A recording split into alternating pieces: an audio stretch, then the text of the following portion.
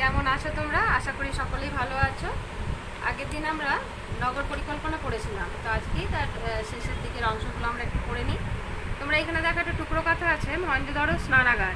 এটা কিন্তু খুব ইম্পর্টেন্ট, ঠিক আছে? এটা তোমরা মুখস্থ করবে। তাহলে আজকে আমরা একটু নিচ থেকে আরম্ভ করছি। যে সে সময় হরপ্পা সভ্যতার নগর জীবনে আরেকটি গুরুত্বপূর্ণ দিক ছিল কি? শৌচাগার ও স্নানাগার। ঠিক আছে, এর থেকে মনে হয় নগরগুলি সাধারণভাবে পরিষ্কার ছিল। মহেঞ্জোদারোর নিচু এলাকায় প্রায় 2000 বাড়ির জন্য অন্তত 27টা কুয়ো ছিল।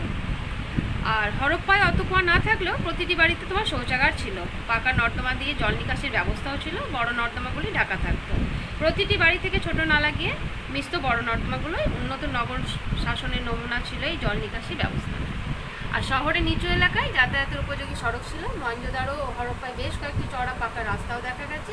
ওই রাস্তাগুলি সাধারণত উত্তর দক্ষিণ দিকে গিয়েছে। মনে হয় হরপ্পা সভ্যতার নগর জীবনের মান ছিল খুব উন্নত, আর সেই মান ধরে রাখার জন্যই নিশ্চয়ই দক্ষ ও শক্তিশালী শাসন ব্যবস্থা দরকার হতো। নগরের উঁচু অংশ সম্ভবত কারাবাস করত প্রশাসকরা।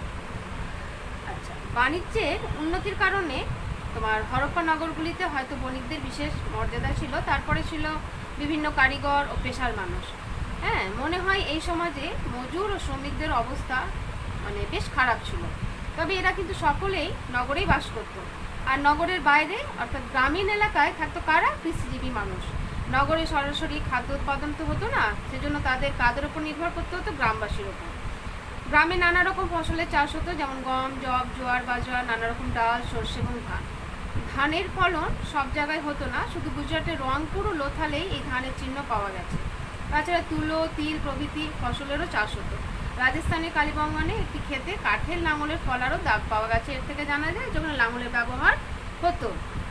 কৃষির সঙ্গে সরাসরি যুক্ত ছিল কি? পশুপালন। হরপ্পার মানুষ গৃহপালিত পশুর ব্যবহার জানত। সবচেয়ে গুরুত্বপূর্ণ ছিল গবাদি পশু। ষাঁড়, ভেড়া ও ছাগলের ব্যবহার হতো। উটের ব্যবহারও হরপ্পা লোকেরা জানতো, তবে ঘোড়ার ব্যবহার তারা বিশেষ জানতো না। এই সব মিলিয়েই হরপ্পা সভ্যতার একটি সমাজ গড়ে উঠেছিল। আর মূর্তিগুলি দেখে হরপ্পার মানুষদের পোশাক, গয়না, সাজগোজ সম্পর্কে আন্দাজ করা যায়। আর তারা সুতি ও পশমের বস্ত্র ব্যবহার করতো। হরপ্পা সভ্যতার নানা জায়গায় অনেক সোনা, রূপো, তামা ও হাতির দাঁতের গয়নাও পাওয়া গেছে। এবার আমরা একটু নিচে যখন চলে আসছি তখন দেখতে পাচ্ছি কারিগরি শিল্প। তো এই নিয়ে একটু জানি আমরা। হরপ্পা সভ্যতার অর্থনীতির অন্যতম জরুরি দিক ছিল এই কারিগরি শিল্প। পাথর ও ধাতু দুটোরই ব্যবহার হতেই এই শিল্পে।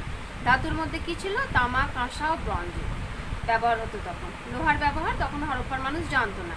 এই সভ্যতায় তামা ও কাঁসা তৈরি ছুরি, কুঠার, বাটালি প্রভৃতি ইত্যাদি পাওয়া গিয়েছে। তাছাড়া মাটি ও ধাতুর বাসনপত্রও পাওয়া গেছে।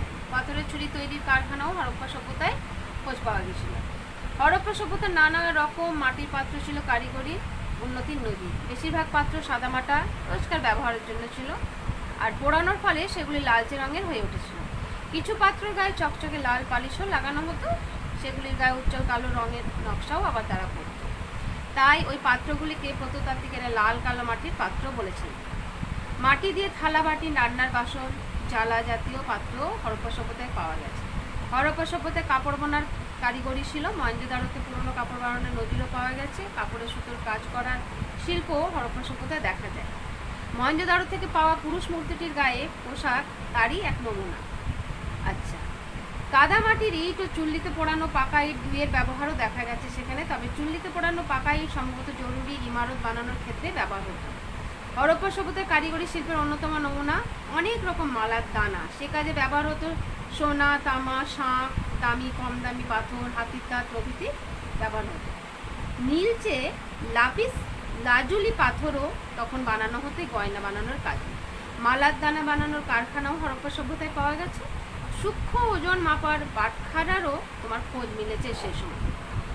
হরপ্পা সভ্যতাতে প্রথম পাথর ও ধাতুর ভাস্কর্যের নমুনা দেখা যায়। পাশাপাশি পোড়ামাটির ভাস্কর্যের নজিরও রয়েছে। একটি ব্রোঞ্জের তৈরি নারী মূর্তিও পাওয়া গিয়েছে মহেঞ্জোদারোতে। আচ্ছা, তারপরে তোমার নারী মূর্তি, পশু ও পাখির মূর্তি তৈরিতে পোড়ামাটির ব্যবহার হতো। পোড়ামাটি তৈরি বানানোর মূর্তিও পাওয়া গিয়েছে, সেগুলি সম্ভবত খেলনা ছিল। কিন্তু এইসব কাজের জন্য তো কাঁচামাল দরকার। সে কাঁচামাল কোথা থেকে পাওয়া যেত না? সমস্ত কাঁচামাল তোমার পাওয়া গেছে কোথায়? এই হরপ্পা সভ্যতাতে। বিভিন্ন এলাকা থেকে নানা রকম কাঁচামাল নিয়ে আসা হতো। আর কাঁচামাল আনানোই ছিল হরপ্পা সভ্যতার ব্যবসা বাণিজ্যের অন্যতম প্রধান দিক। এটা তোমরা মুখস্থ করতে পারো, হরপ্পা সভ্যতার শিলমোহরটা। এবার আমরা নিচের দিকে আসছি, হরপ্পার বাণিজ্য। হরপ্পা সভ্যতার 23টা শিলমোহর পাওয়া গেছে। কোথায়? মেসোপটেমিয়া। এর থেকে বোঝা যায় এই দুই সভ্যতার মধ্যে বাণিজ্যিক লেনদেন ভালোই ছিল। মেসোপটেমিয়াতে সম্ভবত হরপ্পার বণিকরা পাকাপাকি বসতি গড়ে তুলেছিল। আর এখানে একটি শিলমোহর খোদাই করা লিপিও পাওয়া গেছে।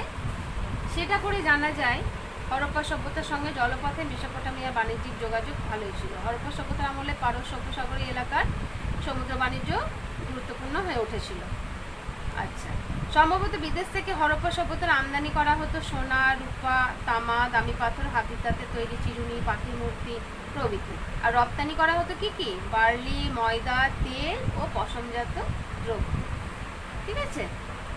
আচ্ছা, হরপ্পা সভ্যতার যোগাযোগ ব্যবস্থার বিভিন্ন উপায় ছিল। ভারবাহী পশু, গাড়ি, নৌকা, জাহাজের ব্যবহার হতো। স্থলপথ ও জলপথে দুটোরই ব্যবহার হতো। তারপরে হরপ্পায় অনেক গাড়ির আদলে বানানো কাদামাটির খেলনাও সেখানে মানে নদীর পাওয়া গেছে। সেগুলিতে চাকার ব্যবহারও দেখতে পাওয়া যায়। বেশিরভাগ গাড়ি ছিল 2 চাকার, চাকাগুলি বেশ শক্ত। হরপ্পার রাস্তায় গাড়ির চাকার গভীর ছাপ পাওয়া গেছে। তার থেকে বোঝা যায় গাড়ির কাঠামোগুলো নেহাত ছোট ছিল না। হরপ্পার অনেক রাস্তাই এবড়ো খেবড়ো ছিল। সেখানে বলদের মানে গাড়িগুলোকে টেনে নিয়ে যেত এবং উঁচু নিচু রাস্তা হওয়ার কারণে বলদের খুব মানে সহজেই সেখানে গাড়িগুলোকে টেনে নিয়ে যেতে পারতো। তবে গাড়ির থেকে নৌকায় যাতায়াত সময় কম লাগতো। পশুতে টানা গাড়ি চলতো খুব আস্তে, তার উপর পশুদের খাওয়াতে খরচ হতো। বরং নদীর স্রোত ও হাওয়ার সাহায্যে সহজেই নৌকা চলতে পারতো। কাজে জলপথে যাতায়াত অনেক সস্তা ছিল। পাল তোলা নৌকার ব্যবহার হরপ্পা সভ্যতায় ছিল। হরপ্পার অর্থনীতি ও যাতায়াত ব্যবস্থা অনেকটাই নদীর উপর নির্ভর করত। এবার আমরা আসছি একটু হরপ্পার ধর্মতে। প্রত্নতাত্ত্বিকেরা হরপ্পার বিভিন্ন কেন্দ্রে অনেক পোড়ামাটির নারী মূর্তি পেয়েছেন। তার থেকে মনে হয় ওই মূর্তিগুলি পুজো হতো, অর্থাৎ হরপ্পা সভ্যতায় মাতৃপুজোর চল ছিল। মহেঞ্জোদারোতে একটি শিলমোহরও পাওয়া গেছে। সেখানে একটা যোগীর মূর্তি পাওয়া গেছে, জোড়াসনে বসে আছে সেরকম। তার চারপাশে রয়েছে গন্ডার, বাঘ, হাতি ইত্যাদি বেশ কিছু বন্যপ্রাণী। এক সময় মূর্তিটিকে পশুপতি শিবের আদিরূপ বলেও অনেকে মনে করেছিলেন, কিন্তু পশু শব্দে আমরা বুঝি গৃহপালিত পশু। অথচ ওই মূর্তির চারপাশে যেসব পশুরা রয়েছে সেগুলো কোনোটাই তোমার গৃহপালিত নয়, সবকটাই বন্যপ্রাণী। অথচ তাহলে সেক্ষেত্রে আমরা এখানে বলতে পারি যে ওই মূর্তিটাকে পশুপতি শিবের আদিরূপ মনে করার যুক্তি নেই। হরপ্পার মানুষ নানা রকম জীবজন্তু, গাছপালার পুজো করত। এক সিংওয়ালা কাল্পনিক পশু মূর্তিরও খোঁজ পাওয়া গেছে সেখানে সেগুলোর পুজো হতো। হরপ্পার শিলমোহরে ষাঁড়ের ছাপ থেকে মনে হয় যে ষাঁড়ের পুজো হতো। শিলমোহরে কখনোই গরু মূর্তি দেখা যায় না। অশ্বত্থ গাছ ও পাতার ছবি শিলমোহরে ও মাটির পাত্রে দেখা যায়। অশ্বত্থ গাছকে তারা দেবতা হিসেবে পুজো করতো বলে মনে হয়। ধর্মীয় কাজে জলের ব্যবহার হতো, হয়তো মহেঞ্জোদারোর জলাশয়টি ধর্মীয় কাজে ব্যবহার হতো। আর হরপ্পা সভ্যতায় মৃতদেহের সমাধি দেওয়া হতো। মৃতদেহের মাথা উত্তর দিকে করে শুইয়ে রাখা হতো। সমাধির ভিতরে গয়না ও মাটির পাত্র রাখা হতো। এরপরে আমরা শেষ পর্যায়ে যখন যাচ্ছি তখন দেখতে পাচ্ছি বিশাল বৈচিত্র্যময় হরপ্পা সভ্যতা অস্তিত্ব খ্রিস্টপূর্ব 1750 অব্দের পরে ক্রমশ হারিয়ে যেতে থাকে। অথচ হঠাৎ করে একটি সভ্যতা শেষ হয়ে যায় না। কিছু ঘটনা যোগাযোগ থাকলে তবে এই সভ্যতা নষ্ট হতে পারে। তো তোমার মহেঞ্জোদারো নগরের বিরাট পাঁচিলটি বেশ কয়েকবার নষ্ট হয়েছিল। পাঁচিলটিতে একই জায়গায় অনেকবার মেরামতির ছাপ দেখা যায়। তাছাড়া পাঁচিলের গায়ে কাদার চিহ্ন পাওয়া গেছে। ওই জমে থাকা কাদা সম্ভবত বন্যার ফলে এসেছিল। আর খ্রিস্টপূর্ব 2200 অব্দ নাগাদ থেকে এশিয়া মহাদেশে অনেক জায়গাতে বৃষ্টিপাত কমতে থাকে, ফলে শুষ্ক জলবায়ু দেখা যায়। তার জন্য কৃষিকাজ সমস্যার মধ্যে পড়েছিল। হরপ্পা সভ্যতার কৃষি ব্যবস্থাও এই সমস্যার আওতায় পড়েছিল বলে মনে হয়। তাছাড়া ইট পোড়ানোর জন্য চুল্লির জ্বালানি হিসেবে কাঠের ব্যবহার হতো। গাছ কেটে ওই কাঠ পাওয়া যেত বলে মনে হয়।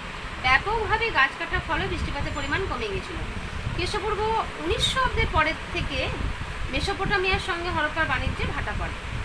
আচ্ছা, এর ফলে হরপ্পা সভ্যতা অর্থনৈতিক সমস্যা পড়েছিল বলে মনে হয়। পাশাপাশি নগর শাসন ব্যবস্থা দুর্বল হয়ে পড়েছিল। এইসব সমস্যাগুলি থেকে বেরোবার পথ হরপ্পা সভ্যতার মানুষরা বের করতে পারেনি।